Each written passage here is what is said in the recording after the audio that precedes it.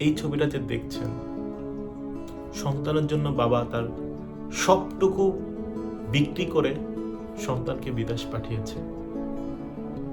কিন্তু কিছুদিন যেতে 1 বছর পরেই বাবা চলে যায়, কিন্তু সন্তান আর ফিরে আসতে পারে না বাবার লাশটা দেখতে। সে 8 বছর পর দেশে এসে সেভাবে বাবার কবরের পাশে কান্নাকাটি করতেছে। সে এখন হয়তো অনেক টাকা ইনকাম করেছে, কিন্তু তার বাবাকে সে অর্থটা দিতে পারেনি।